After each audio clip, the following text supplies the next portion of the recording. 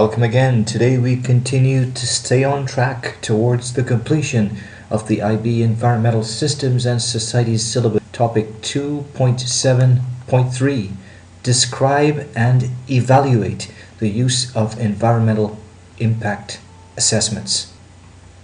Pristine climax forest, nestled in the mountains, a developing society needing a source of energy. The question: should a rich coal deposit in these hills be exploited at the expense of the rich and diverse climax forest? Do you think that it's worth clearing some of the forest to develop, and what are some reasons for your perspective? The government of this area, however, subscribes to this principle: sustainable development. Development to meet the needs of the present generation without compromising the ability of future generations to meet their needs. The classic balancing act between having some development and having some environmental protection. So it is with sustainable development as the goal that we have EIA, Environmental Impact Assessment. An EIA is a method of detailed survey required in many countries before a major development. Ideally, it should be independent of but paid for by the developer. Such a survey should include a baseline study, a measure of environmental conditions before development commences, and to identify areas and species of conservation importance. The report produced, like the one below, is known as an environmental impact assessment, or sometimes as an environmental impact statement, or an EIS. The monitoring of this should continue for some time after the development. And as you can see here, an EIA is a very extensive document, sometimes taking over 2 years to prepare, or sometimes being prepared hastily after the development's already begun. It depends on the conditions and the levels of transparency and integrity within each administration. But in general, an EIA is a comprehensive document prepared by a team of experts. So back to our question: should we exploit this pristine climax forest? The administration that runs this region have decided to focus on sustainable development. They have decided to conduct an environmental impact assessment. It's not that EIA is required for every project, but if a project meets certain criteria, it's necessary to investigate the environmental impacts in a bit more detail and suggest alternatives, and to examine ways of preventing as much as possible the impacts while allowing the project to proceed, or perhaps not even allowing the project to proceed. This initial phase of looking at what the project entails, the scale of it, and deciding whether or not a full environmental impact assessment is required, it's what we call screening, where the laws of the country will decide what scale project requires a full environmental impact assessment. In most countries with EIA, a project of this scale shown here in this map, with these two peaks representing our mountains and all of this area here, the pristine climax forest, and a railway line for connecting town A to town B, where you will have coal mining. A project of this scale is likely to qualify for a full environmental impact assessment. And what follows from this is a phase of the process referred to as scoping, a very relevant phase for the Environmental Systems and Societies student, because it involves a coming together of stakeholders from all areas to identify the issues. And as you can see here, this involves a range of groups that have to come together to share their expertise and their ideas as we focus in on some of the special areas of concern. The scoping is followed by a collection of the baseline data. Where is the environment right now? And where has it been going for the last few years? What are some trends? And now that the project is being proposed, what are some likely changes or impacts with option A maybe, or with option B, or with option C? What would be the business as usual or the trend, assuming that no project is allowed? This point of predicting what would happen in the future requires another kind of input, but it's very important to document where things are before we look at predicting where things might go in the future.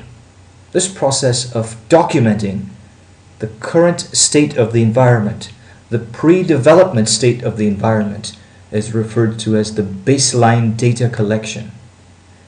Following this, through expert input of all kinds, impacts are predicted.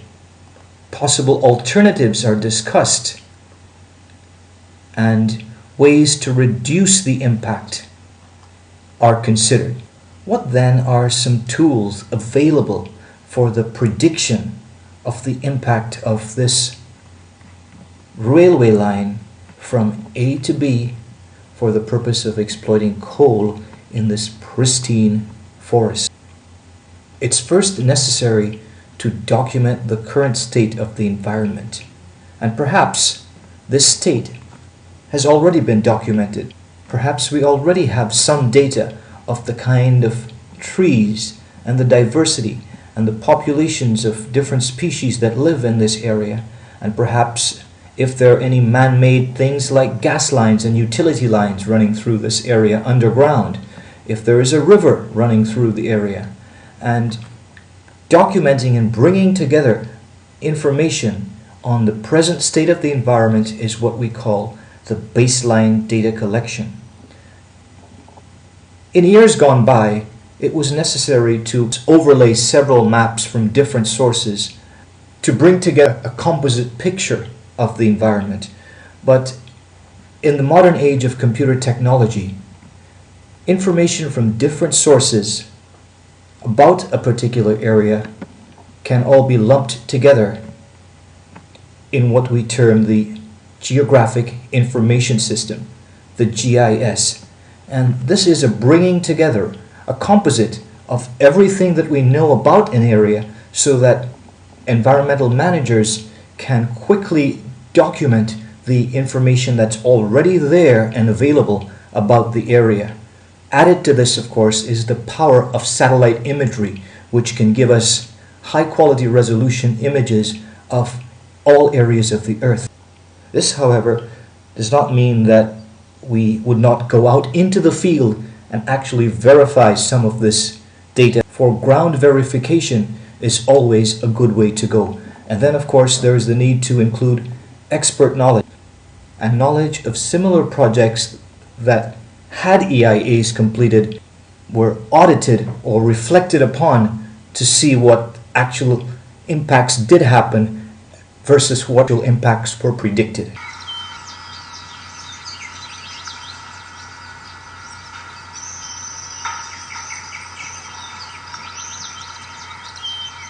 If we proceed with the project and we decide to allow our railway line to go through the pristine climax forest, then we need to get out into the field and collect some baseline data.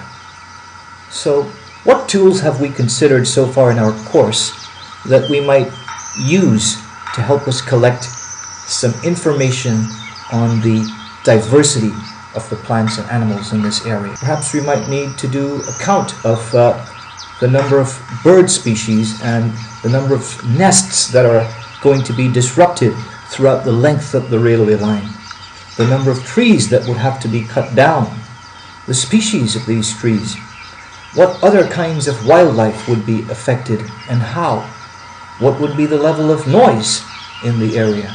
So there are a whole range of impacts to be considered, some which may involve social issues and not just issues of endangered species and wildlife, some which may involve engineering issues.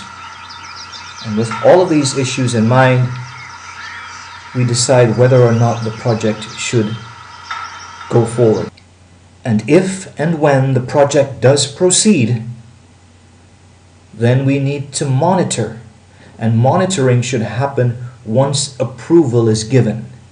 It should continue throughout the project, for there are certain mitigation measures that might have been proposed in the EIA, and it's important for some independent regulatory body to visit the construction site to ensure that what might be written in the EIA report is actually carried out in reality.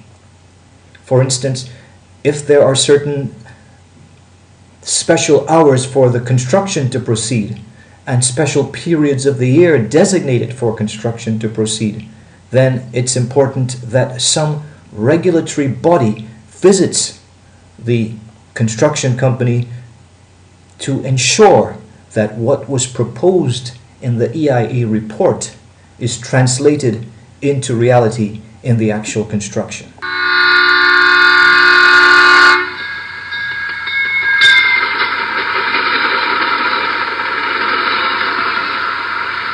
Finally, the railway is complete, and now monitoring must continue. Monitoring is very important now because all of the experts and all of the input and all of the effort that went into making a prediction, now is the time for us to actually test and to collect data to decide whether or not our predictions held true.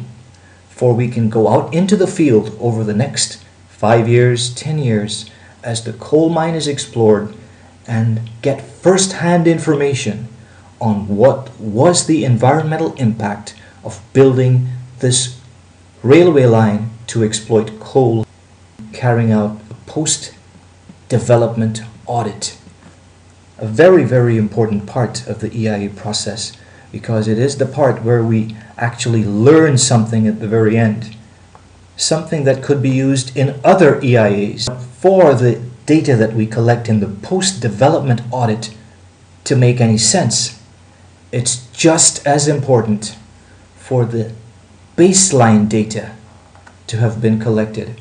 So we would have a knowledge of what was there pre-project, so that if there's a change post-project, we would be able to tell what the impact was. Documented here for you are all of the phases of the EIA process. It's important to note that not every project requires an EIA.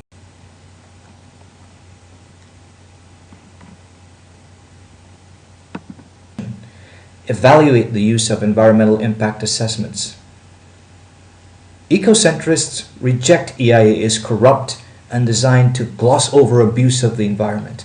Technocentrists see EIA as a waste of resources, and they point to the use of advanced technologies to address all possible issues arising out of a project, from pollution to species loss. Imagine that you are an environmental manager in charge of the public meeting, the scoping phase of an EIA, and I want you to identify some points that you would highlight to address both the ecocentrist and technocentrist concerns.